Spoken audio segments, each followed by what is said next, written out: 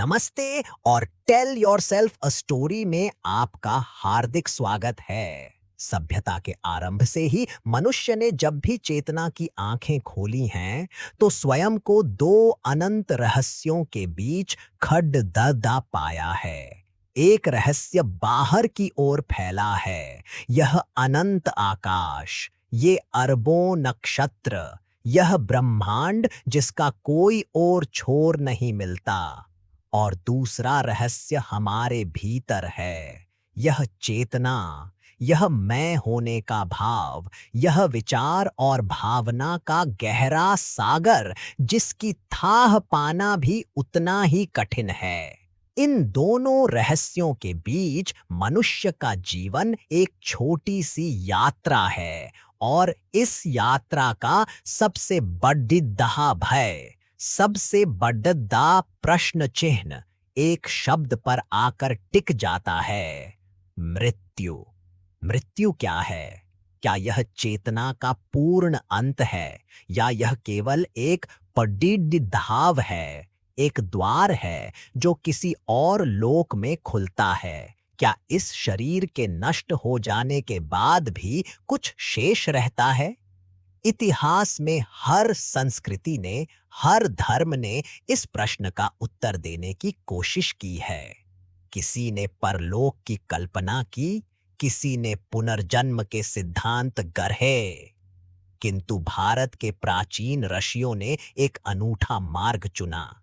उन्होंने कहा कि इस परम सत्य को कल्पना से नहीं, बल्कि अनुभव से जानना होगा। उन्होंने बाहर के जगत से अपनी दृष्टि को समेटकर भीतर की गहराइयों में उतरने का साहस किया, यह जानने के लिए कि वह कौन है जो जन्म लेता है, और वह क्या है जो मृत्यु के बाद भी शेष रह सकता है। ज्ञान की इसी खोज का चरमोत्कर्ष हमें उपनिषदों में मिलता है, जो वेदांत अर्थात वेदों का अंतिम सार कहलाते हैं।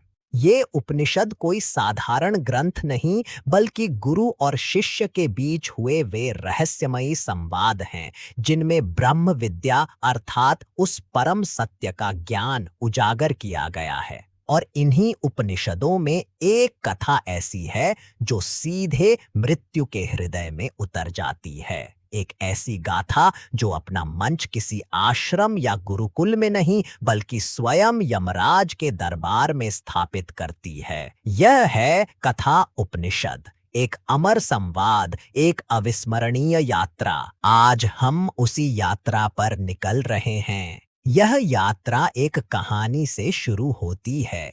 कल्पना कीजिए उस युग की जब बड़े यज्ञ ही पुण्य कमाने का सबसे बड़ा साधन माने जाते थे। वाजश्रवा नाम के एक ऋषि, जो स्वर्ग के अक्षय सुखों की कामना करते थे, विश्वजित नामक एक महायज्ञ का अनुष्ठान कर रहे थे। इस यज्ञ का संकल्प था अपना सर्वस्व दान कर देना। यज्ञ की अग्नि प्रज्वलित थी, मंत्रों का उद्घोष हो रहा था, और वाजश्रवा अपनी सारी संपत्ति ब्राह्मणों को अर्पित कर रहे थे। लेकिन उस दान में एक त्रुटि थी, एक ऐसा दोष जो यज्ञ के पुण्य को नष्ट कर सकता था। दक्षिणा में जो गायें दी जा रही थीं, वे बूढ़ी, दुर्बल और अनुपयोगी थीं। वे अपना जल पी चुकी थीं, अपना चारा चर चुकी थीं, उनका दूध दुहा जा चुका था, और अब वे संतान उत्पन्न करने में भी असमर्थ थीं। ऐसा दान देने वाला स्वर्ग को नहीं, बल्कि आनंद रहित लोकों को प्राप्त होता है। और इस दोष को देख रहा था एक किशोर, वाजश्रवा का पुत्र नचिकेता। वह कोई साधारण बालक नहीं था। उस दिन उस यज्ञशाला में उसके निर्मल हृदय में श्रद्धा का आवेश हुआ। यह केवल आस्था नहीं थी, यह सत्य और धर्म के प्रति एक ऐसी निष्ठा थी जिसने उसे अपने पिता के आध्यात्मिक कल्याण के लिए चिंतित कर दिया। उसने देखा कि उसका पिता मोह और कामना के वशीभूत होकर एक ऐसा कर्म कर रहा है जो उसे पतन की ओर ले जाएगा। एक सच्चे पुत्र के धर्म से प्रेरित होकर उसने निश्चय किया कि वह इस यज्ञ की त्रुटि को दूर करेगा, भले ही उसे स्वयं को ही दांव पर क्यों न लगाना पड़ी दे। वह अपने पिता के पास गया और एक ऐसा प्रश्न पूछा जो इस पूरी कथा की दिशा बदलने वाला था। यह ऑडियो बुक उसी प्रश्न से आरंभ हुई यात्रा का संपूर्ण वृत्तांत है। अगले 90 मिनटों में हम नचिकेता के साथ यमलोक चलेंगे।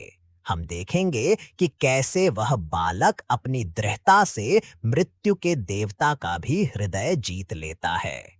हम सुनेंगे यमराज के मुख से निकले उन प्रलोभनों को जो किसी भी मनुष्य के विवेक को डिगा सकते हैं, और देखेंगे नचिकेता के उस अद्भुत वैराग्य को जो उन सबको एक तृण के समान ठुकरा देता है। और अंत में हम उस परम ज्ञान को सुनेंगे जो यमराज ने एक योग्य शिष्य पाकर उसे प्रदान किया। आत्मा का रहस्य, श्रेय और प्रेय का मार्ग, शरीर रूपी रथ का गूढ़ रहस्य और उस परम पद का ज्ञान जिसे जानकर मनुष्य मृत्यु के भय से सदा सदा के लिए मुक्त हो जाता है। तो अपने मन को बाहरी दुनिया से समेट लीजिए, अपनी चेतना को अंतर्मुखी कीजिए, अपने ईयरफोन लगाइए और एक शांत स्थान पर बैठकर हमारे साथ इस आध्यात्मिक यात्रा में पूरी तरह डूब जाइए। आइए सुनते हैं कथा उपनिषद का संपूर्ण सार, जहां मृत्यु स्वयं जीवन का अमृत गीत गाती है। भाग 8, कथा उपनिषद। एक अमर संवाद।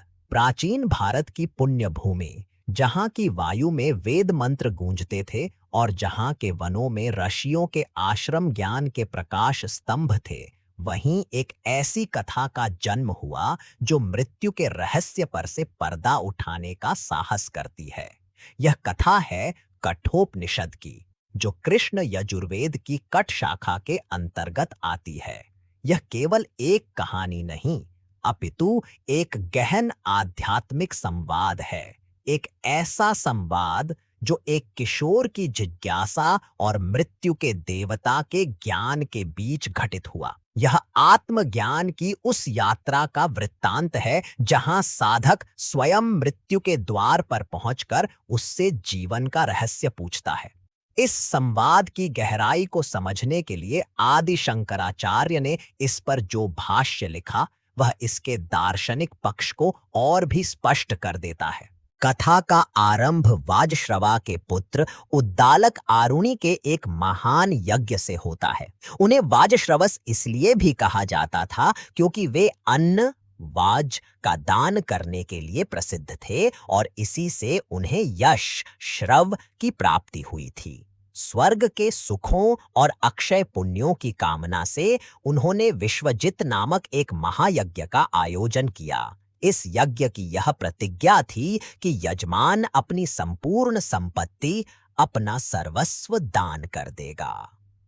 यज्ञ की अग्नि प्रज्वलित थी, मंत्रोच्चार से दिशाएं गूंज रही थीं और वाजश्रवस अपने संकल्प को पूरा करने के लिए अपनी समस्त धन संपदा ऋत्विजों और ब्राह्मणों को अर्पित कर रहे थे। इसी यज्ञ के साक्षी के रूप में उनका एक पुत्र भी वहां उपस्थित था, जिसका नाम था नचिकेता।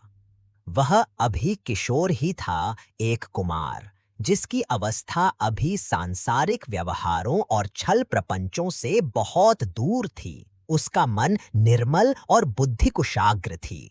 जब उसने देखा कि दक्षिणा में उसके पिता अपनी गायों को दान कर रहे हैं, तो उसके कोमल हृदय में एक अभूतपूर्व भाव का उदय हुआ। यह भाव था श्रद्धा का। यहाँ श्रद्धा का अर्थ केवल आस्था नहीं है, बल्कि यह सत्य और धर्म के प्रति एक ऐसी गहन निष्ठा है जो विवेक को जागृत करती है। यह वह आंतरिक दृष्टि है जो कर्म के बाहरी स्वरूप के पार जाकर उसकी आत्मा को देखती है। नचिकेता ने दक्षिणा में दी जा रही गायों को ध्यान से देखा। वे गायें कैसी थीं? वे पीतोदकाह थीं, अर्थात वे अपना जल पी चुकी थीं और अब उनमें और जल पीने की क्षमता शेष नहीं थी। वे जग्ध तृणाः थीं, अर्थात वे अपना चारा चर चुकी थीं और अब और घास खाने की शक्ति उनमें नहीं थी। वे दुग्धदोहा थीं, अर्थात उनका दूध पूरी तरह दुह लिया गया था और अब वे दूध देने में असमर्थ थीं और सबसे बढ़कर वे निरिंद्रियाः थीं। उनकी इंद्रियां क्षीण हो चुकी थीं। वे प्रजनन करने की शक्ति खो चुकी थीं। वे बूढ़ी और निष्फल थीं। यह दृश्य देखकर नचिकेता का श्रद्धावान हृदय कांप उठा। उसने मन ही मन विचार किया, यह कैसा दान है, यह कैसा यज्ञ है जो पिता स्वर्ग की कामना से यह अनुष्ठान कर रहे हैं। वे ऐसी गायों का दान कर रहे हैं जो किसी के लिए भी उपयोगी नहीं हैं। ऐसी दक्षिणा से तो पुण्य की प्राप्ति कैसे हो सकती है? इन गौओं का दान करने वाला तो अनंदा नाम ते लोकाः, अर्थात उन लोकों को प्राप्त होता है जहां कोई आनंद नहीं, जहां केवल दुहक और अंधकार है। एक सच्चे पुत्र के रूप में उसे अपने पिता के कल्याण की चिंता हुई। उसने सोचा, मुझ जैसे पुत्र का यह कर्तव्य है कि मैं अपने पिता को इस दोषपूर्ण कर्म के अनिष्ट फल से बचाऊं। इस यज्ञ को पूर्ण और सफल बनाने के लिए, इसकी त्रुटि का निवारण करने के लिए मुझे कुछ करना होगा, भले ही इसके लिए मुझे स्वयं का ही बलिदान क्यों न करना पड़े। इस दृढ़ संकल्प के साथ वह बालक अपने पिता वाजश्रवस के समीप गया और अत्यंत विनम्रता से पूछा, हे तात, आप अपना सर्वस्व दान कर रहे हैं, तो आप मुझे किसको देंगे? वाजश्रवस ने अपने पुत्र के इस प्रश्न पर कोई ध्यान नहीं दिया। उन्होंने सोचा कि यह बालक का बाल सुलभ कौतूहल मात्र है, किंतु नचिकेता अपनी जिज्ञासा पर दृढ़ है। प्राहे था, उसने वही प्रश्न दूसरी बार दोहराया, हे पिताश्री, आप मुझे किसको दक्षिणा में देंगे? पिता ने अब भी उसकी बात को अनसुना कर दिया।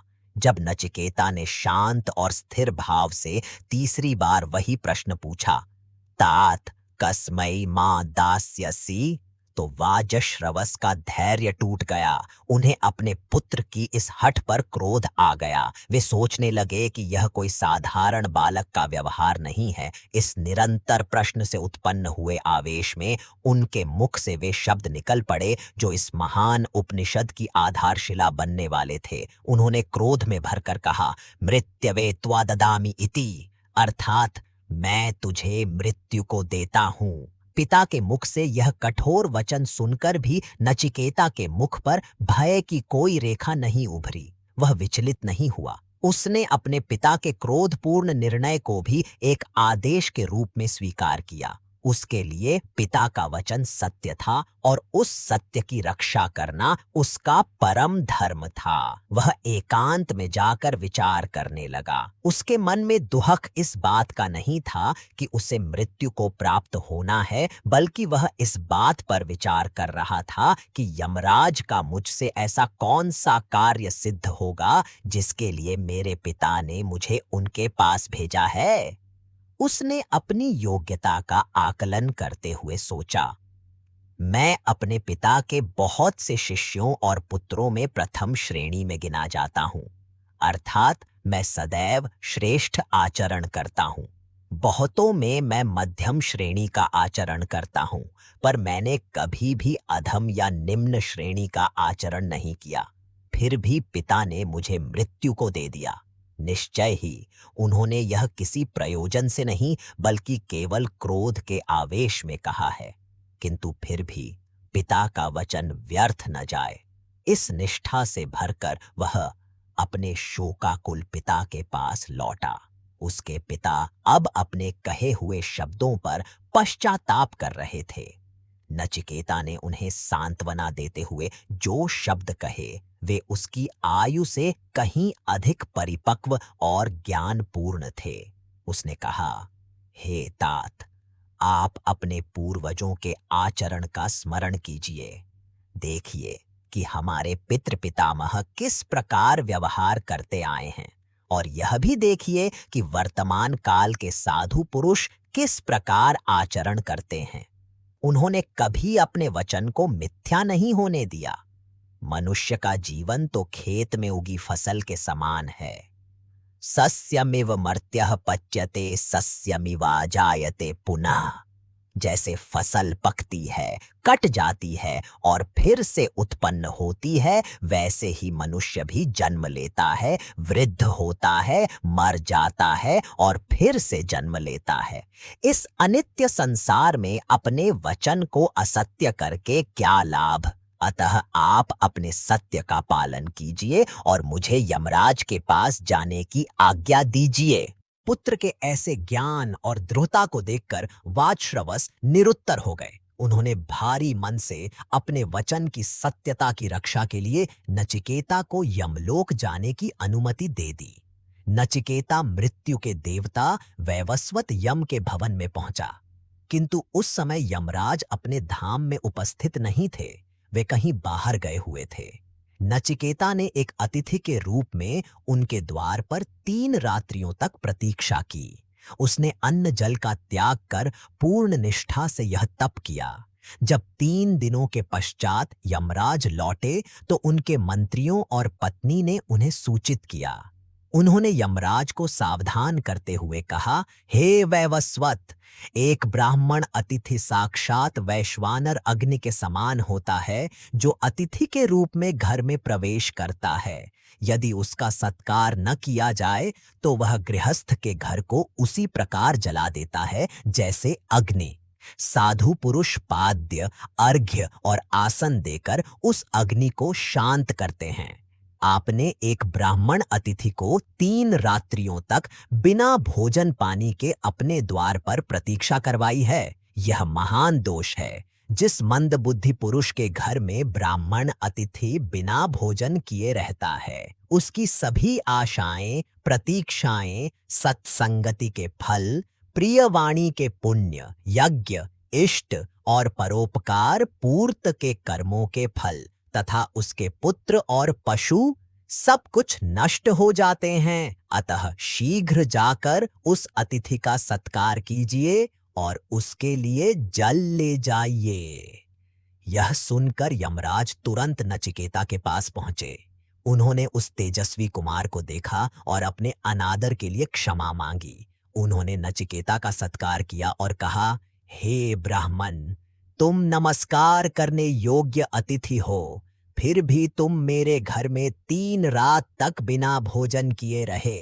इस दोष के प्रायश्चित्त के रूप में और प्रत्येक रात्रि के लिए एक एक करके मैं तुम्हें 3 वरदान देता हूँ। तुम अपनी इच्छा के अनुसार मुझसे कोई भी 3 वर मांग लो। यमराज के इस प्रस्ताव पर नचिकेता ने अपने महान चरित्र का परिचय दिया। उसने अपने लिए कुछ नहीं मांगा। उसका पहला वरदान उसके पिता के लिए था। उसने कहा, हे मृत्यु, मेरा प्रथम वर यह है कि मेरे पिता गौतम वाजश्रवस मेरे प्रति शांत संकल्प हो जाए, उनका क्रोध शांत हो जाए, उनका मन प्रसन्न हो जाए और मेरे प्रति उनका सारा रोष समाप्त हो जाए। और जब आप मुझे यहाँ से वापस भेजें तो वे मुझे पहचान कर पूर्ववत स्नेह से मुझसे बात करें। 3 वरों में से मैं सबसे पहले यही वर मांगता हूँ। नचिकेता की इस निस्वार्थ प्रार्थना ने यमराज को प्रभावित किया। उन्होंने उसकी पितृभक्ति और उसके शांत स्वभाव की प्रशंसा की। यमराज ने कहा, तथास्तु, मेरे द्वारा प्रेरित होकर तुम्हारे पिता और दाल की आरुणि तुम्हें पूर्ववत पहचान लेंगे। जैसे वे पहले तुमसे स्नेह करते थे, वैसे ही भविष्य में भी करेंगे। तुम्हें मृत्यु के मुख से छूटा हुआ देखकर उनका क्रोध शांत हो जाएगा और वे शेष रात्रियों में सुखपूर्वक शयन करेंगे। इस प्रकार नचिकेता ने अपने पहले वरदान से सांसारिक और पारिवारिक संबंध की शांति को सुनिश्चित किया।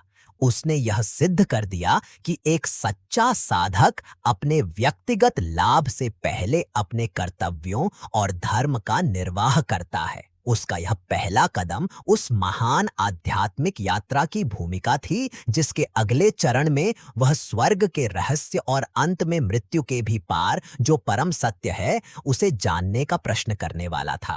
पहला वरदान पाकर अब वह दूसरे और अधिक गहन रहस्य की ओर बढ़ाने के लिए तैयार था। भाग 2 कथा उपनिषद एक अमर संवाद।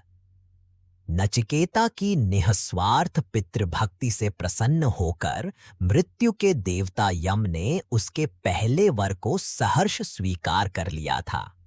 उन्होंने यह सुनिश्चित किया कि जब नचिकेता अपने लोक लौटेगा तो उसके पिता का क्रोध शांत हो चुका होगा और वे उसे पहले की ही भांति स्नेह से अपनाएंगे। इस प्रकार सांसारिक कर्तव्य का भार उतर जाने पर नचिकेता अब अपनी आध्यात्मिक यात्रा के अगले चरण के लिए प्रस्तुत था। उसका मन अब उन लोकों के रहस्य को जानने के लिए उत्सुक था जो इस मृत्यु लोक के दुखों से परे हैं। उसने यमराज से अपना दूसरा वरदान मांगा। उसने कहा, हे मृत्युदेव, स्वर्गलोक में किसी प्रकार का भय नहीं है। वहां आप भी सहसा किसी पर शासन नहीं करते। वहां न कोई वृद्धावस्था से डरता है, न ही किसी को भूख प्यास का कष्ट सताता है। स्वर्गलोक में सभी शोक से पार होकर केवल आनंद का अनुभव करते हैं। आप उस स्वर्गलोक की प्राप्ति के साधनभूत अग्नि विज्ञान को जानते हैं। मैं श्रद्धालु हूं और उस ज्ञान को आपसे प्राप्त करना चाहता हूं। जिस अग्नि विद्या के अनुष्ठान से यजमान अमृतत्व अर्थात देवत्व को प्राप्त करते हैं, वही ज्ञान आप मुझे प्रदान कीजिए। मेरे दूसरे वर के रूप में मैं यही मांगता हूं। नचिकेता का प्रश्न सुनकर यमराज और भी प्रसन्न हुए। यह बालक केवल पारिवारिक शांति ही नहीं, अपितु कर्मकांड के गूढ़ रहस्यों को भी जानने की इच्छा रखता था। यमराज ने कहा, हे नचिकेता, मैं उस स्वर्गप्रद अग्नि के रहस्य को भली भांति जानता हूँ। मैं तुम्हें उसका उपदेश करता हूँ। तुम एकाग्रचित्त होकर मुझसे उसे समझो। यह अग्नि विद्या अनंत लोक की प्राप्ति कराने वाली है। यह जगत का आधार है और यह विद्वानों की बुद्धि रूपी गुहा में स्थित है। इसके पश्चात यमराज ने उस नाचिकेत अग्नि के चयन की संपूर्ण विधि का वर्णन किया। उन्होंने बताया कि उस यज्ञ वेदी के निर्माण के लिए कैसी और कितनी ईंटों का प्रयोग होता है और किस प्रकार उस अग्नि का चयन स्थापना किया जाता है। उन्होंने उस कर्म के संपूर्ण विधान को खोलकर रख दिया।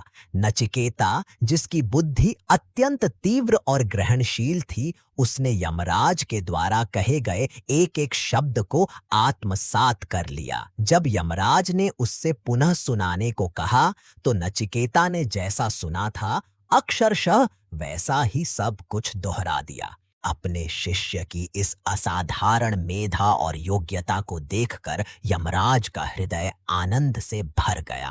वे इतने प्रसन्न हुए कि उन्होंने अपने दिए हुए 3 वरों के अतिरिक्त अपनी ओर से एक और वरदान देने का निश्चय किया। उस महात्मा यम ने स्नेहपूर्वक कहा, हे नचिकेता, तुम्हारी योग्यता देखकर मैं तुम्हें आज एक और वर देता हूँ।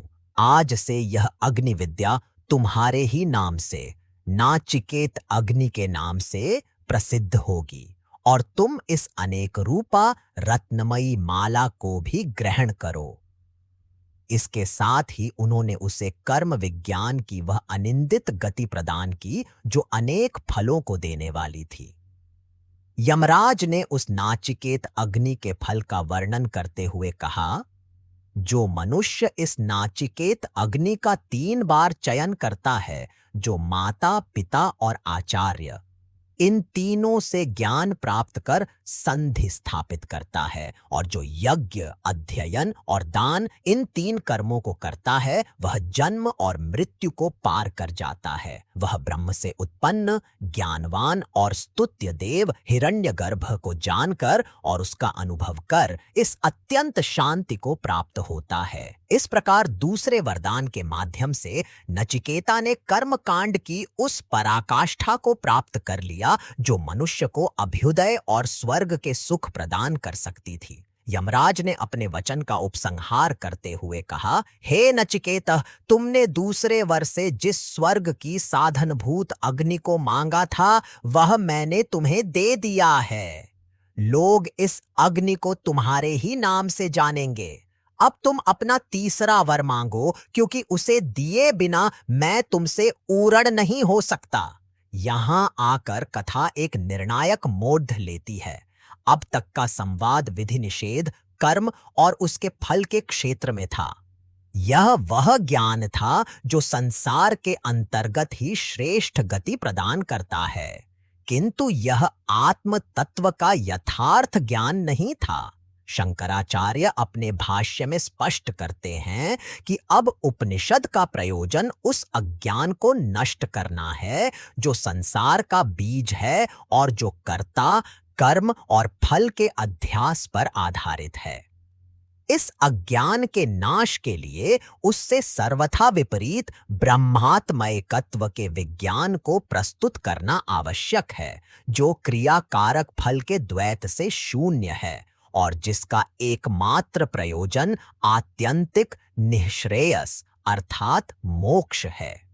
उपनिषद यह दर्शाना चाहता है कि जब तक आत्मज्ञान नहीं होता तब तक स्वर्ग की प्राप्ति भी अपूर्ण है।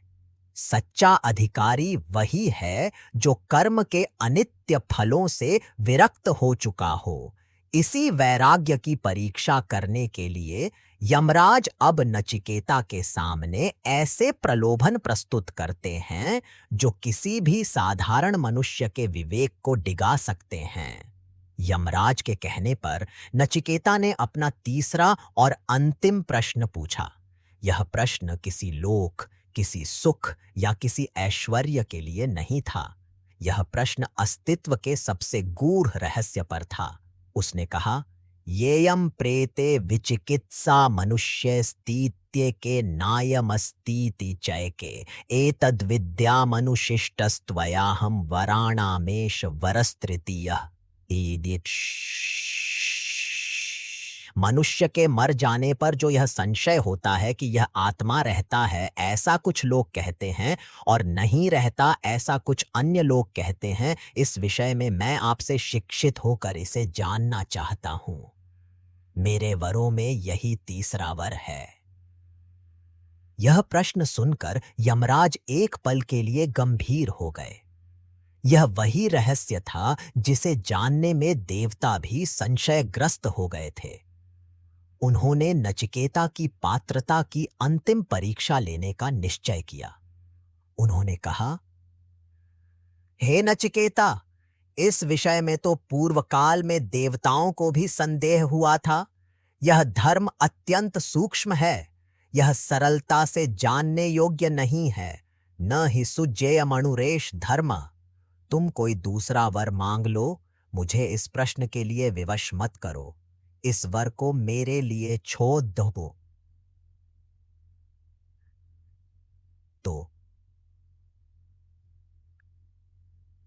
किंतु नचिकेता अपनी जिज्ञासा पर अटल था। उसने कहा, हे मृत्यु, यदि इस विषय में देवताओं को भी संदेह हुआ था और आप भी इसे सुगमता से जानने योग्य नहीं बताते, तो इससे यह मेरे लिए और भी अधिक जानने योग्य हो जाता है, क्योंकि इस धर्म का उपदेश करने वाला आपके समान कोई दूसरा वक्ता नहीं मिल सकता और न ही इस वर के समान कोई दूसरा वर है। नचिकेता की इस दृढ़ता को देखकर यमराज ने उसे सांसारिक भोगों का लालच देना आरंभ किया। उन्होंने प्रलोभनों का एक ऐसा जाल बिछाया जो इंद्रजाल से कम न था। उन्होंने कहा, हे नचिकेता, तुम 100 वर्ष की आयु वाले पुत्र और पौत्र मांग लो, बहुत से पशु, हाथी, घोड़े और स्वर्ण की राशि मांग लो, इस पृथ्वी का विशाल साम्राज्य मांग लो और स्वयं भी जब तक इच्छा हो जीवित रहो। यदि तुम इसके समान कोई और वर समझते हो तो उसे भी मांग लो, धन और चिरस्थायी जीविका। मैं तुम्हें कामनाओं का इच्छानुसार भोक्ता बना देता हूँ। यमराज यहीं नहीं रुके। उन्होंने अपनी माया का विस्तार करते हुए कहा, मनुष्य लोक में जो जो भोग दुर्लभ हैं, उन सभी को तुम स्वच्छंदता पूर्वक मांग लो। ये देखो, रथों और वाद्यों के सहित ये दिव्य अप्सराएं हैं। ऐसी सुंदरियां मनुष्यों को प्राप्त नहीं हो सकती। मेरे द्वारा दी हुई इन रमणियों से अपनी सेवा कराओ। परंतु हे नचिकेता, तुम यह मरण संबंधी प्रश्न मत पूछो। नचिकेतो मरणं मानु प्राक्षी। यह किसी भी मॉर्टल के लिए एक चरम परीक्षा थी। एक ओर मृत्यु का देवता स्वयं उसे असीमित जीवन, अतुलनीय ऐश्वर्य और दिव्य भोग प्रदान कर रहा था, और दूसरी ओर एक ऐसा प्रश्न था जिसका उत्तर अनिश्चित था। किंतु नचिकेता की आत्मा में वैराग्य की अग्नि प्रज्वलित हो चुकी थी। उसने उन सभी प्रलोभनों को एक तृण के समान त्याग दिया। उस किशोर तपस्वी ने जो उत्तर दिया वह मानव इतिहास में वैराग्य और विवेक का एक अमर घोषणा पत्र बन गया। उसने कहा, हे अंतक, आपके द्वारा बताए गए ये सभी भोग शोभावाह हैं, अर्थात कल रहेंगे या नहीं इसका भी कोई निश्चय नहीं है। ये तो मनुष्य की संपूर्ण इंद्रियों के तेज को ही जीर्ण शीर्ण कर देते हैं, और यह संपूर्ण जीवन चाहे कितना भी लंबा क्यों न हो, है तो अल्प ही, अपि सर्वम जीवितमल्पमेव। आपके ये वाहन, यह नृत्य और यह गान, यह सब आप अपने ही पास रखिए। तवैव वाहास्तव नृत्य गीते। उसने आगे कहा, मनुष्य को कभी भी धन से तृप्त नहीं किया जा सकता। न वित्तेन तर्पणियो मनुष्यो। जब हमने आपको देख लिया है तो धन तो हम पा ही लेंगे, और जब तक आप शासन करेंगे तब तक हम जीवित भी रहेंगे। किंतु हमारा वर्णीय वर तो वही है। भला कौन ऐसा विवेकी मनुष्य होगा जो अजर अमर देवों के समीप पहुंचकर इस पृथ्वी पर स्थित होकर इन अनित्य वर्ण रति और प्रमोद के भोगों को देखते हुए अति दीर्घ जीवन में रमण करना चाहेगा? अंत में उसने अपनी बात को दृढ़ता से समाप्त करते हुए कहा, अतः इन सब प्रलोभनों को छोड़कर मैंने जो आपसे प्रार्थना की है वही मुझे बताइए। जिस महान पारलौकिक तत्व के विषय में यह गहरा संशय है उसी का रहस्य खोलिए। यह जो गूढ़ता में प्रविष्ट हुआ वर है, इससे अन्य कोई भी वर नचिकेता नहीं मांगता। नान्यम तस्मान नचिकेता वृणीते। नचिकेता की इस अडिग निष्ठा, उसके गहन वैराग्य और सत्य के प्रति उसकी अनन्य प्यास ने यमराज को पूर्णतः संतुष्ट कर दिया। शिष्य अब परीक्षा में उत्तीर्ण हो चुका था। उसने सिद्ध कर दिया था कि वह उस परम गुह्य ज्ञान का सच्चा अधिकारी है। अब प्रलोभन का आवरण हट चुका था और गुरु शिष्य के बीच उस अमर संवाद का मंच तैयार था, जहां मृत्यु स्वयं जीवन के सबसे बड़े रहस्य, आत्मा के रहस्य को उजागर करने वाली थी। भाग 3, कथा उपनिषद, एक अमर संवाद। जब यमराज ने देखा कि नचिकेता किसी भी सांसारिक या स्वर्गीय प्रलोभन से विचलित नहीं हुआ, तो उनका हृदय एक योग्य शिष्य को पाकर संतुष्ट हो गया। उन्होंने समझ लिया कि यह किशोर कोई साधारण बालक नहीं, बल्कि ब्रह्म विद्या का सच्चा अधिकारी है, जिसकी आत्मा सत्य को जानने के लिए व्याकुल है। अब मृत्यु के देवता एक गुरु की भूमिका में आए और उन्होंने उस परम रहस्य का अनावरण करना आरंभ किया जिसके लिए नचिकेता ने स्वयं मृत्यु के द्वार तक की यात्रा की थी। यमराज ने अपनी देशना का आरंभ इस ज्ञान की दुर्लभता को समझाते हुए किया। उन्होंने कहा, हे नचिकेता, जिस आत्मा के विषय में तुमने पूछा है वह अत्यंत गूढ़ है, उसका ज्ञान इतना सहज नहीं है। संसार में ऐसे बहुत से लोग हैं जिन्हें इस आत्म तत्व के विषय में सुनने का अवसर भी नहीं मिलता। श्रवणायापि बहुभिर्यो न लभ्यः।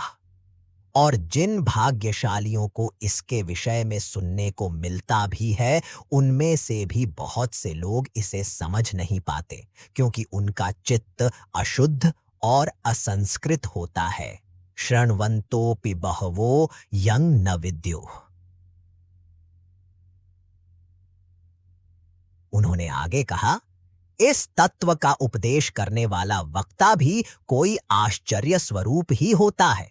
आश्चर्यो वक्ता, लाखों में कोई एक होता है जो इस ज्ञान को यथार्थ रूप में कह पाता है। इसे सुनकर प्राप्त करने वाला शिष्य भी कोई कुशल और निपुण ही होता है। कुशलोस्य लब्धा। और ऐसे कुशल आचार्य द्वारा उपदेश दिए जाने पर जो इस रहस्य को जान लेता है, वह ज्ञाता तो और भी आश्चर्यमय है। आश्चर्यो ज्ञाता कुशलानुशिष्टा। बात यह तसूदी की यमराज ने स्पष्ट किया कि यह ज्ञान केवल तर्क या बौद्धिक विमर्श का विषय नहीं है।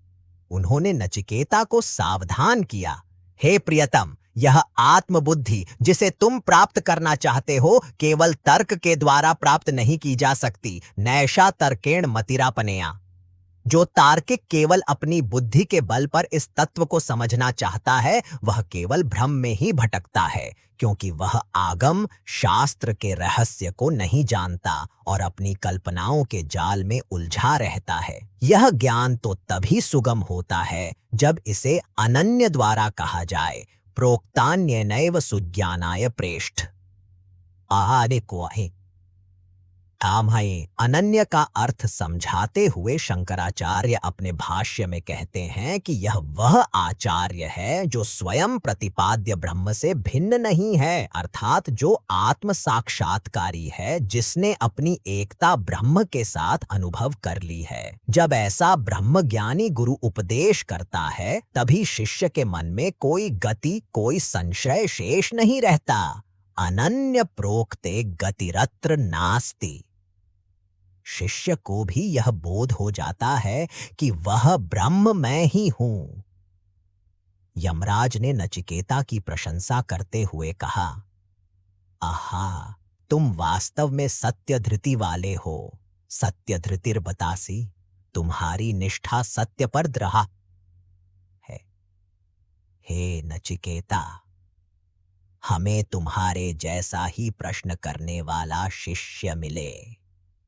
इस भूमिका के पश्चात यमराज ने आत्मा के वास्तविक स्वरूप का वर्णन करना आरंभ किया। उन्होंने कहा, न जायते म्रियते वा विपश्चिन्नायं कुतश्चिन्न बभूव कश्चित्। अजो नित्यः शाश्वतोऽयं पुराणो न हन्यते हन्यमाने शरीरे अपाये दीय बिंबये। यह विपश्चित मेधावी ज्ञान स्वरूप आत्मा न तो कभी जन्म लेता है और न ही कभी मरता है। यह न तो किसी कारण से उत्पन्न हुआ है और न ही इससे कोई दूसरी वस्तु बनी है। यह अज है अर्थात अजन्मा है। यह नित्य है अर्थात इसका अस्तित्व सदा से है। यह शाश्वत है अर्थात इसमें किसी प्रकार का अपक्षय या क्षरण नहीं होता। और यह पुराण है अर्थात यह प्राचीन होकर भी सदा नवीन रहता है, क्योंकि इसका अवयवों से निर्माण नहीं हुआ है जो समय के साथ पुराने पीढ़ी टिहा जाए। क्योंकि यह ऐसा है, इसलिए शरीर के शस्त्र आदि से मारे जाने पर भी इसका हनन नहीं होता। न हन्यते हन्यमाने शरीरे। यह आकाश के समान अविकारी और असंग रहता है। भाई है। यमराज ने आगे स्पष्ट किया, यदि कोई मारने वाला यह समझता है कि मैं आत्मा को मार रहा हूं और कोई मरने वाला यह समझता है कि मैं मारा जा रहा हूं, तो वे दोनों ही सत्य को नहीं जानते। उभौ तो न विजानीतः, क्योंकि यह आत्मा वास्तव में न तो किसी को मारता है और न ही किसी के द्वारा मारा जाता है। नायन हंति न हन्यते। बानेयस्याये के आए। यह हनन की क्रिया और उसका परिणाम तो देह और मन के स्तर पर होता है, जो प्रकृति के नियम के अधीन है। आत्मा इन सब से परे एक अक्रिय साक्षी मात्र है। किंतु यह आत्मा है कैसा, उसे कैसे जाना जाए? यमराज ने इसके अति सूक्ष्म और विराट स्वरूप का वर्णन किया। अणोरणीयान महतो महीयानात्मास्य जंतोर्निहितो गुहायाम।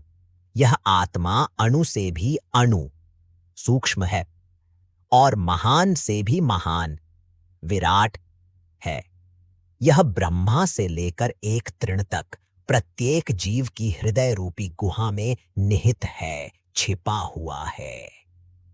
वह इतना सूक्ष्म है कि साधारण इंद्रियां उसे पकड़ीडी दे नहीं सकती, और इतना विराट है कि संपूर्ण ब्रह्मांड उसी में समाया हुआ है। तो फिर इसे कौन देख पाता है? यमराज कहते हैं, तम क्रतुः पश्यति वीत शोको धातु प्रसादान महिमान मात्मनः। अक्रतुः अर्थात वह व्यक्ति जो कामना रहित हो चुका है, जिसके मन में दृष्ट और अदृष्ट, लौकिक और पारलौकिक विषयों की कोई कामना शेष नहीं है, वही इसे देख पाता है। जब कामनाएं शांत होती हैं, तब मन और इंद्रियां, जिन्हें शरीर को धारण करने के कारण धातु कहा गया है, निर्मल और प्रसन्न हो जाती हैं। इसी धातु प्रसाद अर्थात इंद्रियों और मन की स्वच्छता और शांति से वह साधक आत्मा की उस महिमा को देखता है और वीत शोक अर्थात समस्त शोकों से परे हो जाता है। आत्मा का स्वरूप विरोधाभासों से भरा है, जो साधारण तर्क की पकड़ीडी आठ से बाहर है। यमराज उसके इस विलक्षण स्वभाव को प्रकट करते हुए कहते हैं, आसीनो दूरन व्रजति शयानो याति सर्वतः। वह एक ही स्थान पर बैठा हुआ दूर तक चला जाता है। वह शयन करता हुआ, निष्क्रिय होता हुआ भी सब ओर पहुंच जाता है। शंकराचार्य भाष्य में इस विरोधाभास को उपाधि के माध्यम से समझाते हैं। आत्मा स्वयं अचल है, किंतु मन और इंद्रियों की उपाधि के कारण वह चलता हुआ प्रतीत होता है। जब मन दूर के विषय का चिंतन करता है, तो आत्मा भी मानो दूर चला जाता है।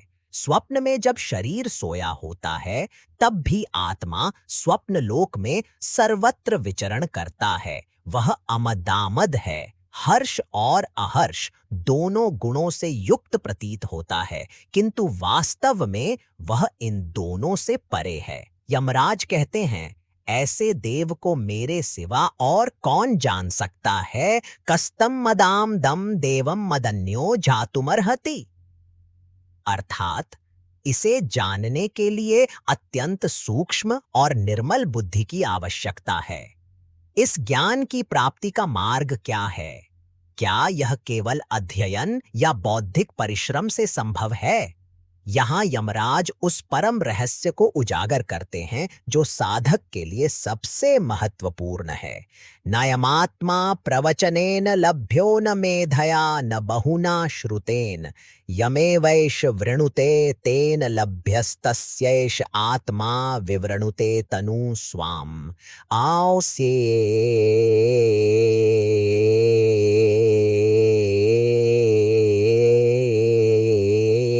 यह आत्मा न तो प्रवचन व्याख्यान से प्राप्त होता है, न ही असाधारण मेधा बुद्धि से, और न ही बहुत अधिक शास्त्र सुनने से। यह साधक जिस आत्मा का ही वर्ण करता है, उसी से यह प्राप्त होता है। उस साधक के प्रति यह आत्मा अपने वास्तविक स्वरूप को स्वयं प्रकट कर देता है। यह उपनिषद का एक अत्यंत महत्वपूर्ण श्लोक है। यह स्पष्ट करता है कि आत्मज्ञान केवल बाहरी साधनों का परिणाम नहीं है, यह एक आंतरिक उद्घाटन है। वर्ण करना वृणुते का अर्थ है जब साधक अन्य सभी कामनाओं को त्याग कर एकमात्र आत्मा को ही अपना परम लक्ष्य बनाता है, जब उसकी प्रार्थना, उसका चिंतन, उसका संपूर्ण जीवन केवल आत्म प्राप्ति के लिए समर्पित हो जाता है, तब वह आत्मा का वरण करता है। ऐसे निष्काम और अनन्य साधक के लिए आत्मा स्वयं अपनी कृपा से अपने रहस्य का द्वार खोल देती है। यह ज्ञान अर्जित नहीं किया जाता, यह प्रकट होता है। इसके साथ ही यमराज ने उस ज्ञान के लिए आवश्यक पात्रता भी बताई। उन्होंने कहा कि जो व्यक्ति दुराचार से विरत नहीं हुआ है, जिसकी इंद्रियां शांत नहीं हैं, जिसका मन एकाग्र समाहित नहीं है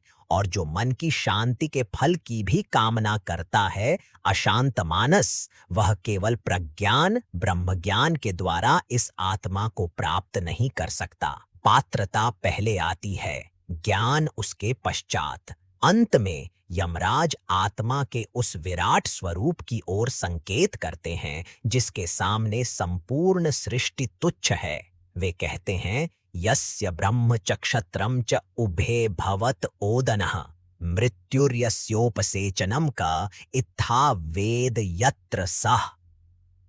उबाय जिस आत्मा के लिए ब्रह्म ब्राह्मण और क्षत्र क्षत्रिय, ये दोनों जो समाज के धारक और रक्षक हैं, केवल ओदन भात के समान हैं, और स्वयं सर्वसंहारक मृत्यु जिसका केवल उपसेचन चटनी के समान है, उस आत्मा को भला साधारण बुद्धि वाला अपात्र पुरुष इस प्रकार कैसे जान सकता है।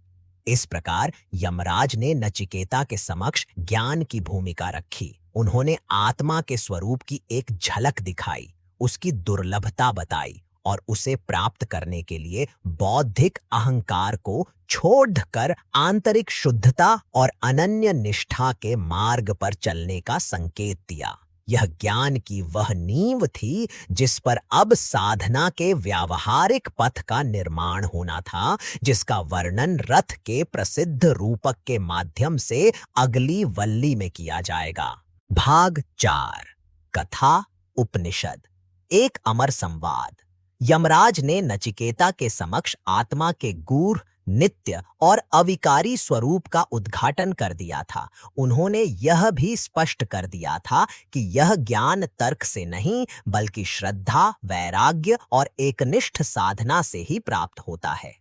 अब वे उस व्यावहारिक मार्ग को प्रकाशित करने जा रहे थे जिस पर चलकर एक साधक अपने इस नश्वर शरीर में रहते हुए भी उस अमर तत्व तक की यात्रा पूरी कर सकता है। इस मार्ग को समझाने के लिए यमराज ने एक अत्यंत शक्तिशाली और प्रसिद्ध रूपक का आश्रय लिया, रथ का रूपक। किंतु इस रूपक को प्रस्तुत करने से पहले उन्होंने उस गुहा का वर्णन किया जहां यह यात्रा घटित होती है। उन्होंने कहा, हे नचिकेता, इस शरीर रूपी लोक में हृदय की गुहा में 2 सत्ताएं निवास करती हैं जो अपने कर्मों के फल का पान करती हैं। रतम पिबंतो सुकृतस्य लोके। वे दोनों परब्रह्म के परम स्थान परार्ध में प्रविष्ट हैं। ब्रह्म को जानने वाले उन्हें छाया और धूप, छायातपौ के समान परस्पर विलक्षण बताते हैं।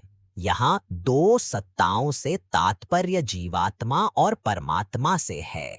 जीवात्मा जो कर्म करता है और उसके शुभ अशुभ फलों, सुख दुख को भोगता है, वह भोक्ता है।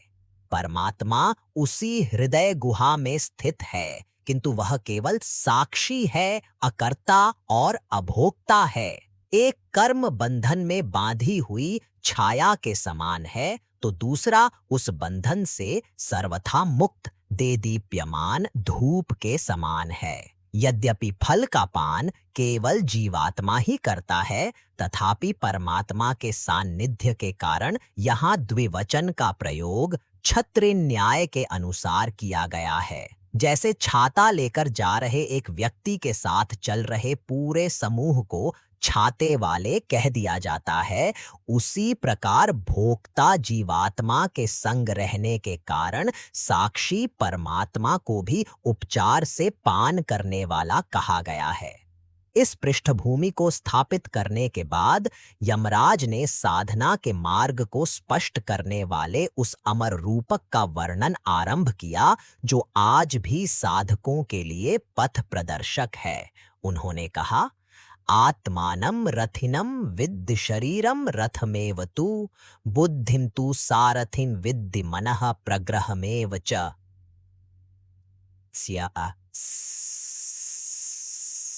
हे नचिकेता, तुम इस जीवात्मा को रथ का स्वामी, रथी जानो, जो इस संसार यात्रा पर निकला है। इस भौतिक शरीर को ही तुम रथ समझो। यह शरीर एक वाहन मात्र है, स्वयं में अचेतन है, जिसे यात्रा के लिए प्रयोग किया जाता है।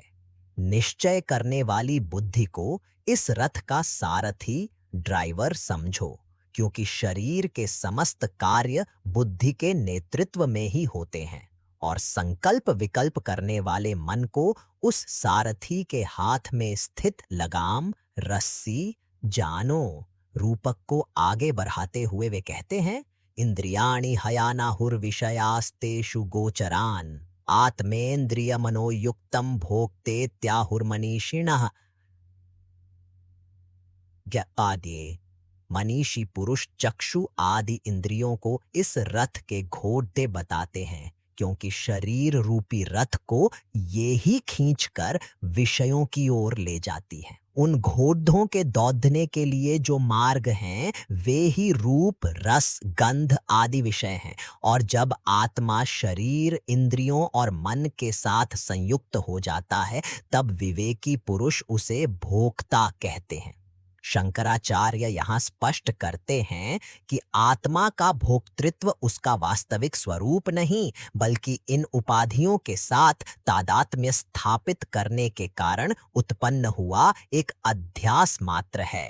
इस रूपक के माध्यम से यमराज ने संसार बंधन और मोक्ष दोनों के मार्ग को अत्यंत स्पष्ट कर दिया। यात्रा एक ही है, रथ और घोड़े भी वही हैं, किंतु सारथी और लगाम की स्थिति पर ही सब कुछ निर्भर करता है। बंधन का मार्ग यमराज वर्णन करते हैं, जो सारथी बुद्धि अविज्ञानवान होता है, अर्थात अविवेकी और अकुशल होता है, और जिसके हाथ में स्थित लगाम मन ढीली और असंयमित होती है, उसके अधीन इंद्रिय रूपी घोड़े अवश्य हो जाते हैं। वे दुष्ट घोड़ों की भांति तिष्ठाश्वा इव सारथे अपने अपने विषयों के मार्ग पर अनियंत्रित होकर दौड़ने लगते हैं। ऐसा रथी जो ऐसे अकुशल सारथी और अनियंत्रित घोड़ों वाले रथ पर सवार है, वह कभी भी अपने गंतव्य तक नहीं पहुंचता। वह उस परम पद को प्राप्त नहीं करता, बल्कि बार बार जन्म मरण रूपी संसार को ही प्राप्त होता है। संसारं चाधिगच्छति, मुक्ति का मार्ग। इसके विपरीत जो सारथी बुद्धि विज्ञानवान होता है, अर्थात विवेकी, कुशल और अपने कर्म में निपुण होता है, और जिसका मन रूपी लगाम सदैव संयमित और उसके वश में रहती है, उसकी इंद्रियां वश में रहती हैं। वे प्रशिक्षित और उत्तम घोड़ों की भांति श्वा सतश्वा इव सारथे, सारथी के निर्देश का पालन करती हैं। ऐसा साधक जो इस प्रकार के विवेकशील बुद्धि सारथी और संयमित मन लगाम से युक्त है, वह इस संसार रूपी मार्ग को पार कर लेता है। वह उस अंतिम लक्ष्य को प्राप्त करता है जिसे विष्णु का परम पद कहा गया है। सोध्वनः पारमाप्नोति तद्विष्णोः परमं पदम। यह वही परम धाम है जहां पहुंचकर साधक फिर से संसार में जन्म नहीं लेता। यस्माद् भूयो न जायते। यह परम पद है क्या? इसकी प्रकृति कैसी है? इसे जानने के लिए यमराज साधक को स्थूल से सूक्ष्म की ओर एक आंतरिक यात्रा पर ले जाते हैं। उन्होंने अस्तित्व के विभिन्न स्तरों का एक पदानुक्रम प्रस्तुत किया जो साधक के लिए ध्यान का मार्ग भी है, अर्थात स्थूल को उसके कारण रूप सूक्ष्म में विलीन करते हुए परम तत्व तक पहुंचना। उन्होंने कहा, हे नचिकेता, इंद्रियां स्थूल हैं, किंतु इंद्रियों से परे उनके विषय अर्थ हैं, जो सूक्ष्म, महान और अधिक आत्मभूत हैं। उन विषयों से भी परे मन है जो उनसे अधिक सूक्ष्म और आंतरिक है। मन से भी परे निश्चय करने वाली बुद्धि है जो और भी सूक्ष्मतर और आत्मभूत है। बुद्धि से भी परे महान आत्मा व महतत्व है जो संपूर्ण प्राणियों की बुद्धि का भी आत्मा है और जिसे हिरण्यगर्भ या कॉस्मिक इंटेलेक्ट भी कहते हैं। उस महान आत्मा से भी परे अव्यक्त है जो संपूर्ण जगत का बीजभूत कारण, अव्याकृत प्रकृति या माया है। और उस अव्यक्त से भी परे पुरुष है जो सर्व कारणों का भी कारण है, जो सर्वव्यापी है और परम सत्य है। पुरुषान्न परं किंचित सा काष्ठा सा परा गति।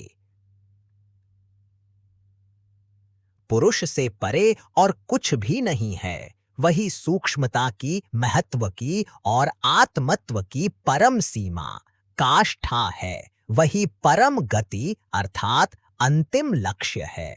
यह पुरुष, यह आत्मा सभी प्राणियों में छिपा हुआ है, इसलिए वह सीधे प्रकाशित नहीं होता। एष सर्वेषु भूतेषु गूढ़ोत्मा न प्रकाशते।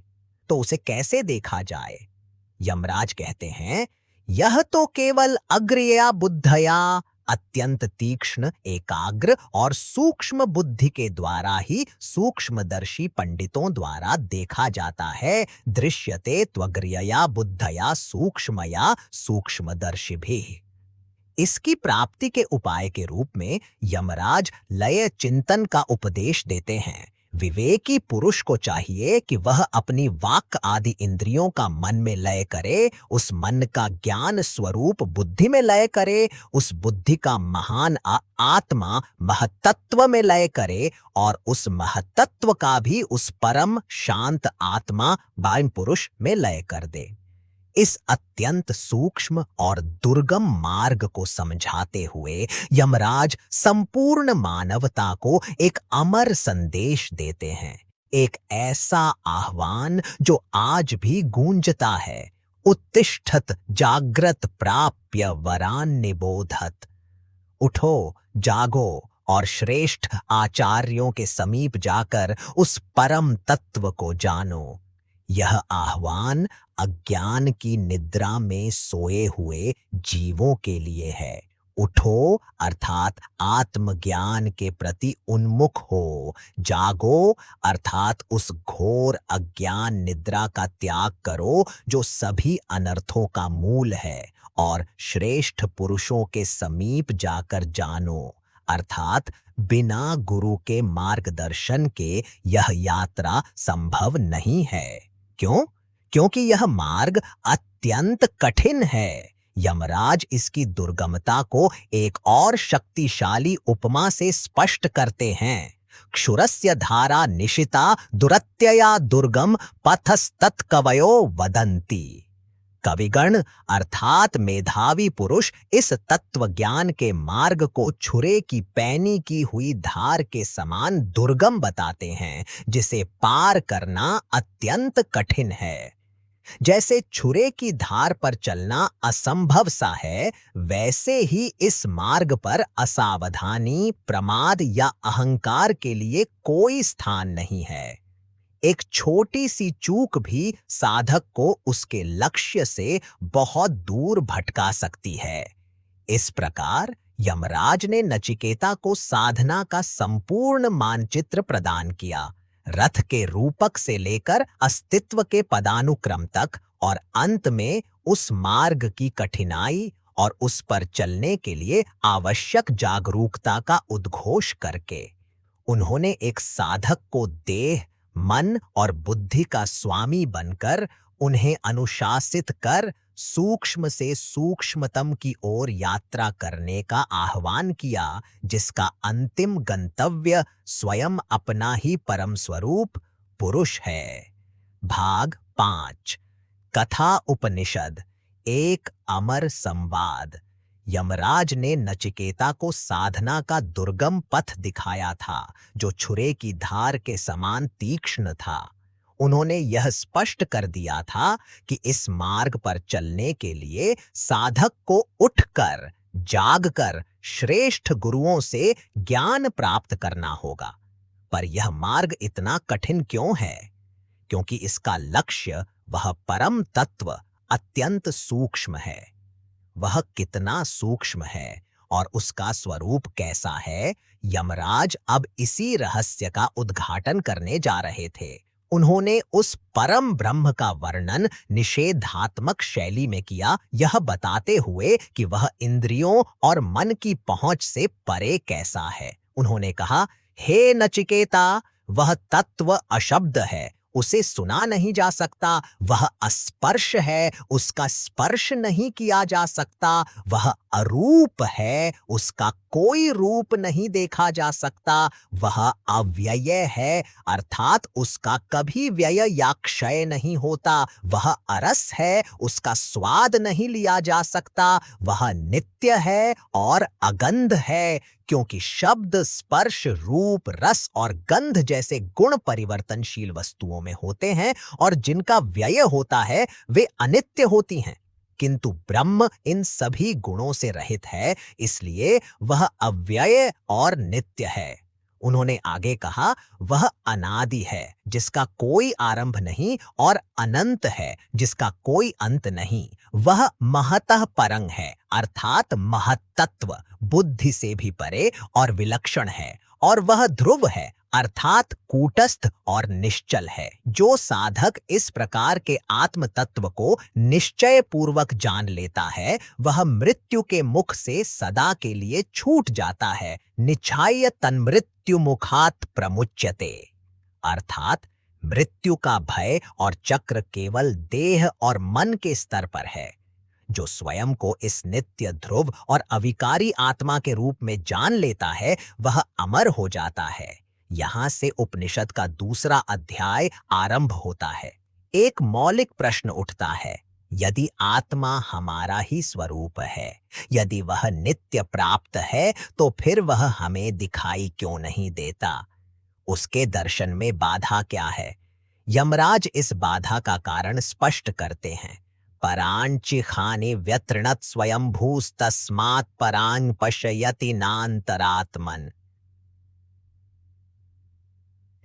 उस स्वयंभू परमेश्वर ने इंद्रियों, खाने अर्थात छिद्रों को बहिर्मुखी, परांची करके मानो हिंसित कर दिया है। उन्हें बाहर की ओर जाने के लिए ही बनाया है। इसी कारण सामान्य जीव बाहर की वस्तुओं को ही देखता है, अपने भीतर स्थित अंतरात्मा को नहीं। यह हमारी सहज स्वाभाविक प्रवृत्ति है। हमारी चेतना का प्रवाह इंद्रियों के माध्यम से निरंतर बाहर की ओर बहता रहता है। यही सबसे बड़ी बाधा है, यही अविद्या है।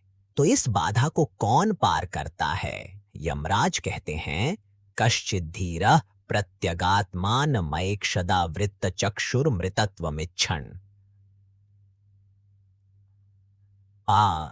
कोई विरला धीर पुरुष ही, जो अमृतत्व की इच्छा करता है, अपनी चक्षु आदि इंद्रियों को बाहर के विषयों से लौटाकर उन्हें अंतर्मुखी करके अपने भीतर स्थित प्रत्यगात्मा का दर्शन करता है। यहां तक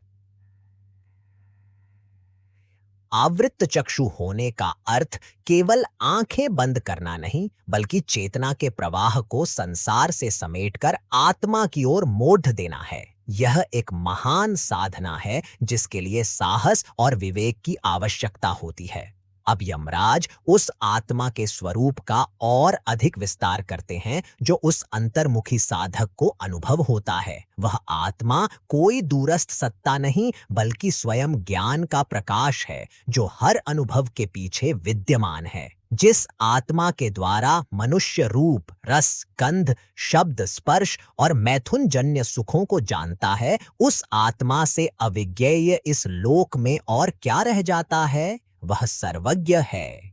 हे नचिकेता, तुमने जो पूछा था वह तत्व निश्चय यही है, एतद्वै तत्।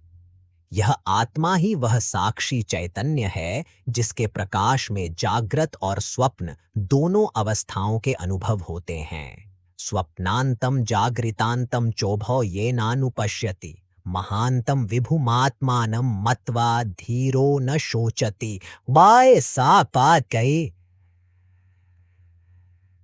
जिस महान और सर्वव्यापी आत्मा के द्वारा मनुष्य स्वप्न और जागृत दोनों के विषयों को देखता है, उसे यह मैं ही हूं ऐसा जानकर बुद्धिमान पुरुष शोक नहीं करता, क्योंकि शोक के सभी कारण हानि, भय, अपूर्णता, द्वैत में होते हैं। जब साधक स्वयं को उस एक अखंड सर्वव्यापी साक्षी के रूप में जान लेता है, तो शोक का कोई स्थान ही नहीं रहता।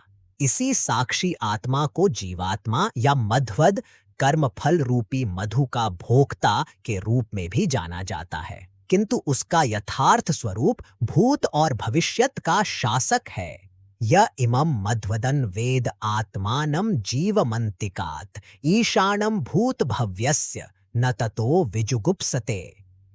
जो इस कर्म फल भोक्ता आत्मा को, जो कि जीव है, अत्यंत समीप से भूत और भविष्य का शासक जानता है, वह उसके बाद किसी से घृणा या भय नहीं करता। जब व्यक्ति यह जान लेता है कि उसका अपना ही आत्म तत्व काल का भी नियंता है, तो वह अभय को प्राप्त हो जाता है। इसके पश्चात यमराज उस एक ही आत्म तत्व की सर्वव्यापकता को दर्शाते हैं। वे बताते हैं कि सृष्टि के जितने भी भिन्न भिन्न रूप और देवता प्रतीत होते हैं, वे सब उसी एक ब्रह्म की अभिव्यक्तियां हैं। वह हिरण्यगर्भ ब्रह्मा जो तप से सबसे पहले उत्पन्न हुआ, वह भी यही है। वह अदिति जो प्राण रूप में प्रकट होती है और जो सभी देवताओं की माता है, वह भी यही है। वह अग्नि जो दो अरणियों के बीच में छिपा है, वह भी यही है। और जिस प्राण तत्व से सूर्य उदय होता है और जिसमें वह अस्त हो जाता है,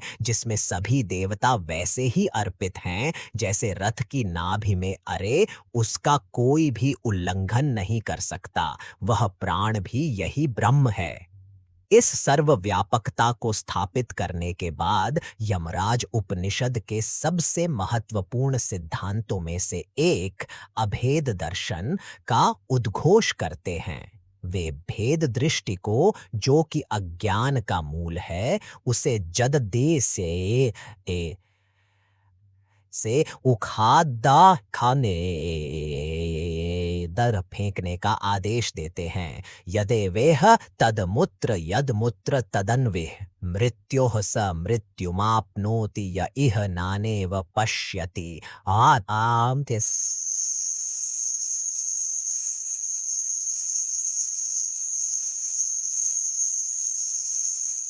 जो यहाँ इस पिंड या व्यष्टि में है, वही वहां उस ब्रह्मांड या समष्टि में है।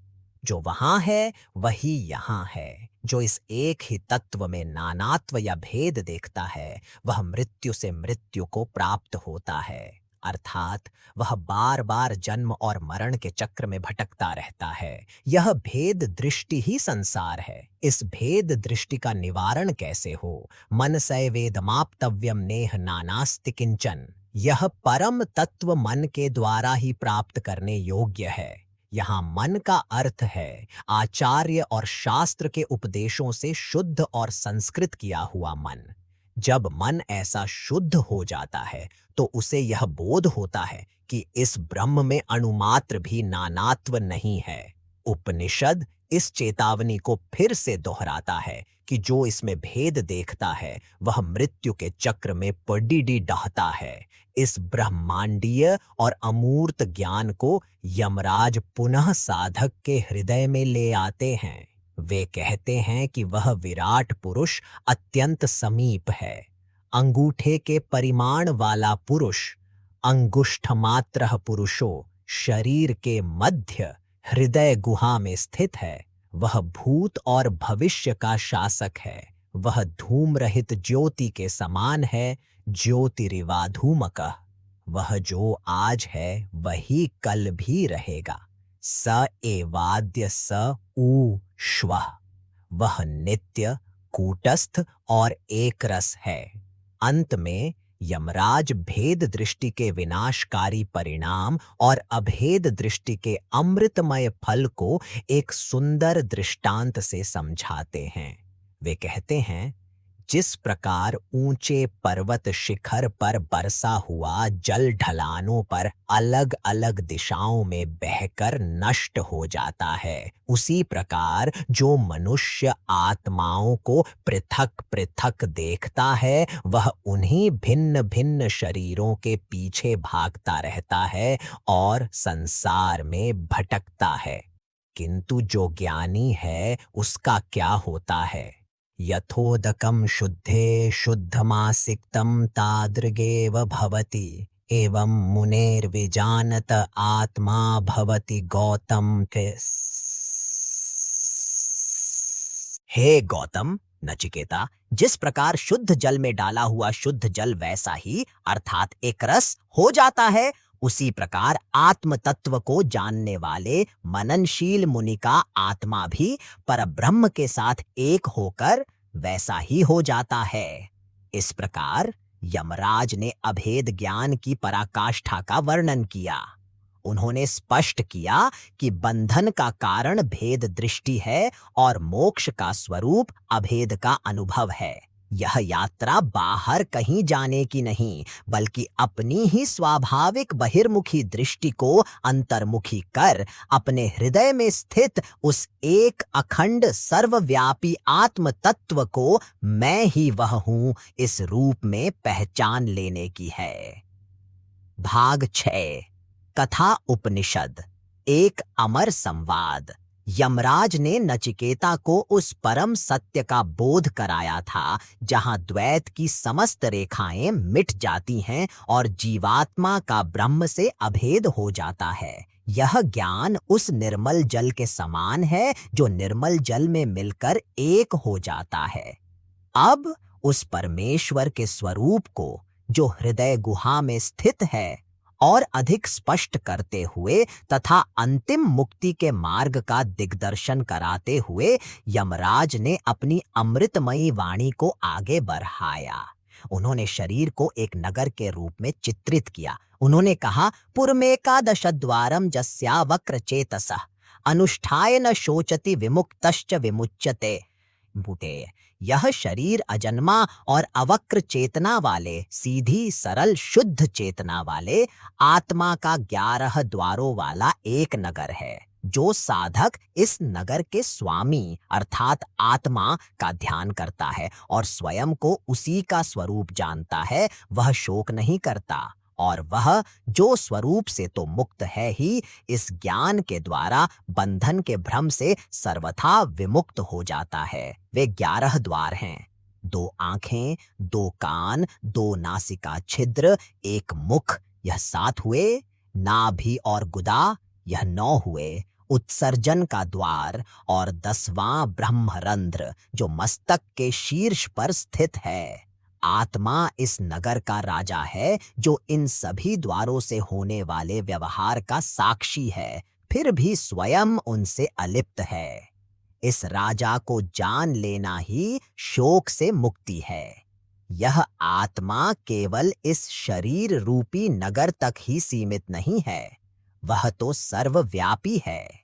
उसकी सार्वभौमिकता को प्रकट करने के लिए यमराज एक अत्यंत काव्यात्मक और गहन मंत्र का उच्चारण करते हैं। हंसः शुचिषद वसुरंतरिक्षसद होता वेदिषद अतिथिर्दुरोणसत् नृषद वरसद रतसद व्योमसद अब्जा गोजा रतजा अद्रिजा रतम बृहत्।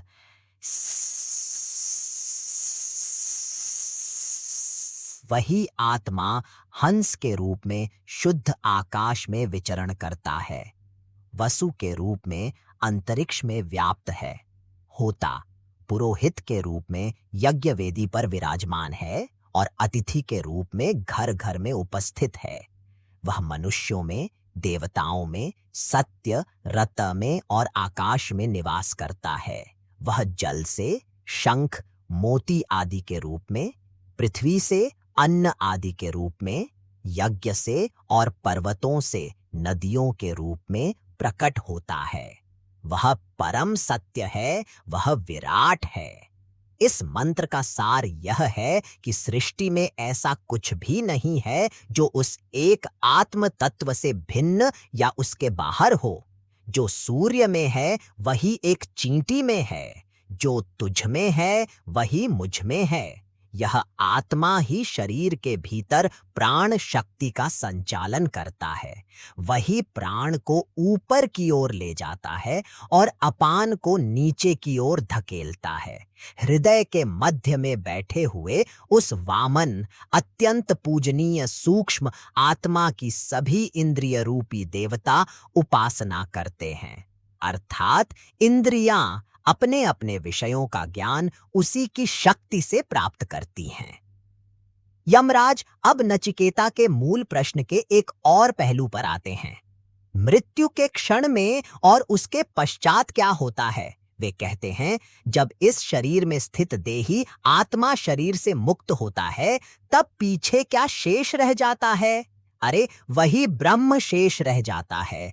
एतद्वै तत्। वास्तव में कोई भी नश्वर प्राणी न तो प्राण से जीता है और न ही अपान से। वे तो उस इतर अर्थात अन्य तत्व से जीते हैं, जिस पर यह दोनों प्राण और अपान आश्रित हैं। वह अन्य तत्व आत्मा ही है। किंतु जो अज्ञानी हैं, जो इस आत्म तत्व को नहीं जानते, उनका क्या होता है? यमराज बताते हैं, अपने कर्म और अपनी विद्या श्रुति के अनुसार कुछ देही आत्मा नए शरीर को धारण करने के लिए योनि में प्रवेश करते हैं, जबकि अन्य जिनके कर्म निम्न होते हैं वे स्थाणु अर्थात स्थावर, वृक्ष आदि योनियों को प्राप्त करते हैं। यह संसार का चक्र है जो अज्ञान और कर्म के आधार पर निरंतर चलता रहता है। इस निरंतर चलते हुए संसार का स्वरूप कैसा है, इसे समझाने के लिए यमराज उपनिषदों के सबसे गूढ़ रूपकों में से एक का प्रयोग करते हैं, उल्टे अश्वत्थ वृक्ष का रूपक।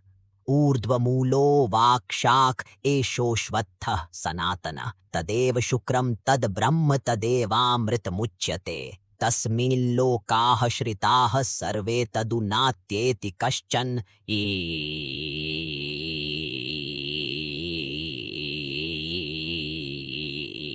यह संसार एक ऐसा सनातन अश्वत्थ पीपल वृक्ष है जिसकी जड़ें ऊपर की ओर ऊर्ध्वमूल और शाखाएं नीचे की ओर अवाक्शाख हैं। इसकी जड़ें ऊपर अर्थात कारण रूप परम ब्रह्म में हैं और इसकी शाखाएं जो कि कार्य रूप जगत है, महतत्व से लेकर पृथ्वी तक नीचे की ओर फैली हुई हैं। यह संसार वृक्ष सनातन है क्योंकि इसका प्रवाह अनादि है, किंतु इसकी जो जददाछ है वह परम तत्व, वही शुक्र अर्थात शुद्ध और प्रकाशमान है, वही ब्रह्म है और वही अमृत कहलाता है। संपूर्ण लोक, संपूर्ण ब्रह्मांड इसी एक ब्रह्म रूपी जद्द पर आश्रित हैं। कोई भी उसका अतिक्रमण नहीं कर सकता। इस संसार वृक्ष को उसके मूल अर्थात ब्रह्म से अभिन्न जानना ही ज्ञान है। यह संपूर्ण जगत जो उसी ब्रह्म से निकला है, उसी के अनुशासन में कार्य करता है। यह जो कुछ भी जगत है, वह सब उसी प्राण ब्रह्म में गति करता है। वह ब्रह्म एक महान भय है, जैसे उठाया हुआ वज्र, महद भयम वज्र मुद्यतम। जो उसे इस रूप में जानते हैं, वे अमर हो जाते हैं। उसी के भय से अग्नि जलाती है, उसी के भय से सूर्य तपता है, उसी के भय से इंद्र, वायु और पांचवा मृत्यु अपने अपने कार्यों को करने के लिए दौड़ धरते हैं। इस परम ज्ञान को प्राप्त करने का अवसर इसी मानव जीवन में है। यमराज इस जीवन की महत्ता पर बल देते हुए कहते हैं, यदि कोई इस शरीर के गिरने से पहले इसी जीवन में उस ब्रह्म को जानने में समर्थ हो गया तो वह मुक्त हो जाता है। यदि वह ऐसा नहीं कर पाता तो उसे विभिन्न सृष्टियों और लोकों में पुनः शरीर धारण करने के लिए विवश होना पुडीड डहता है। अतः मुक्ति क्या है? यह कोई मरणोपरांत प्राप्त होने वाली अवस्था नहीं है। यह इसी जीवन में यहीं और अभी प्राप्त होने वाला अनुभव है। यमराज मुक्ति का सार इन 2 अमर श्लोकों में प्रस्तुत करते हैं।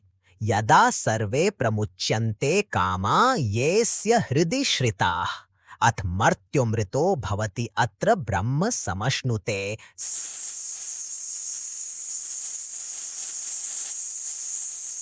जब साधक के हृदय में स्थित संपूर्ण कामनाएं सर्वथा छूट जाती हैं, तब यह नश्वर मनुष्य अमर हो जाता है और यहीं इसी शरीर में ब्रह्म का अनुभव करता है।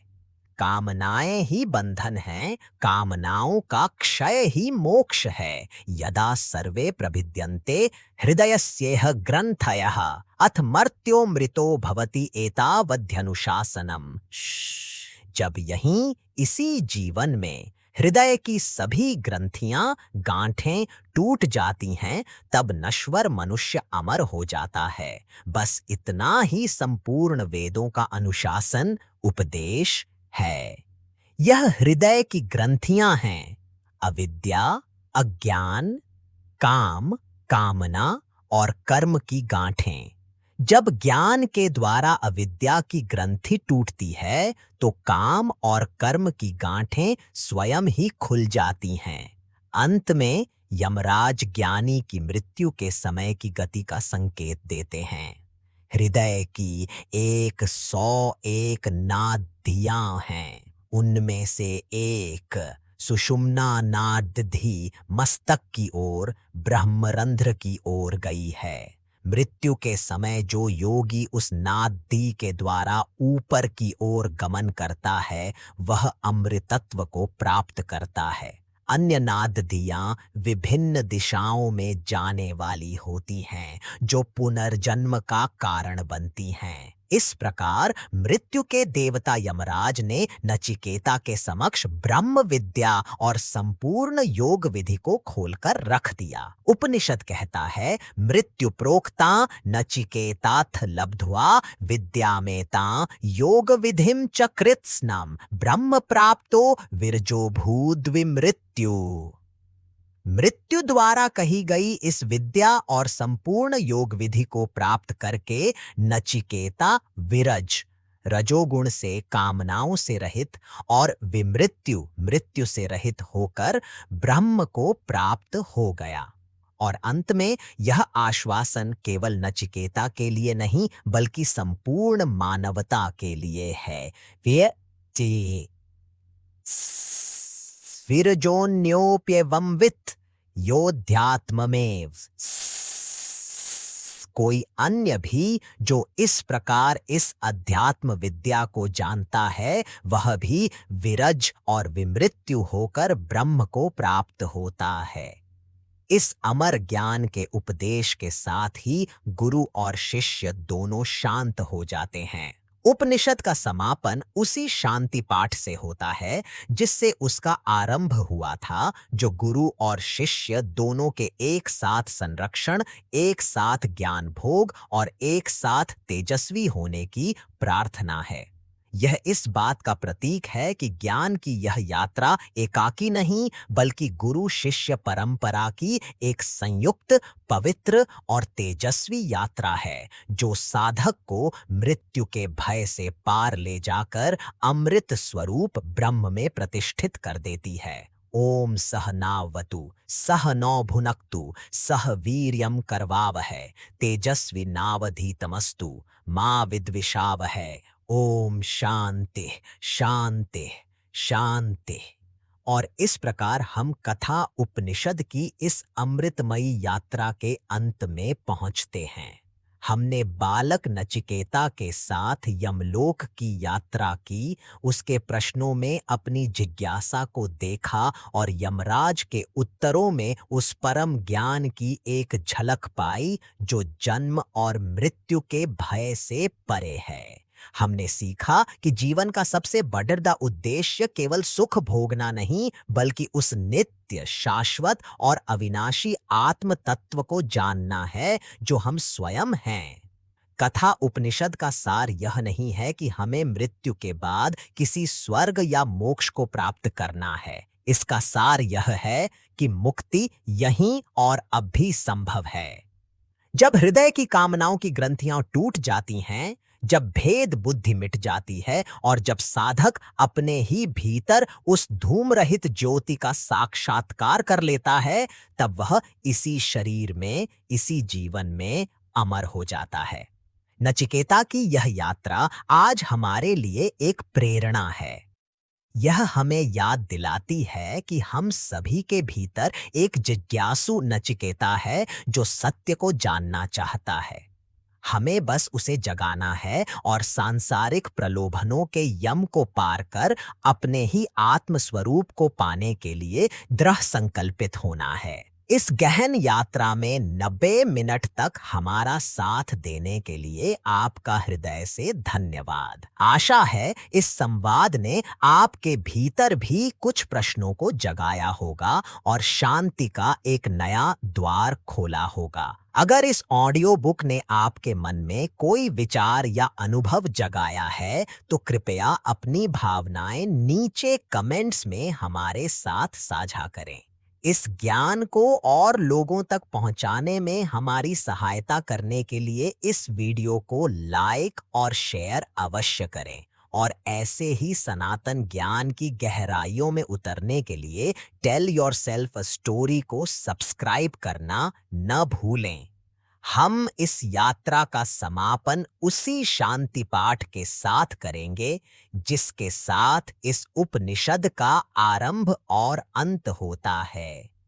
ओम सहनाववतु सह नौ भुनक्तु सह वीर्यम करवावहै तेजस्विनावधीतमस्तु मा विद्विषावहै। ओम शांति शांति शांति।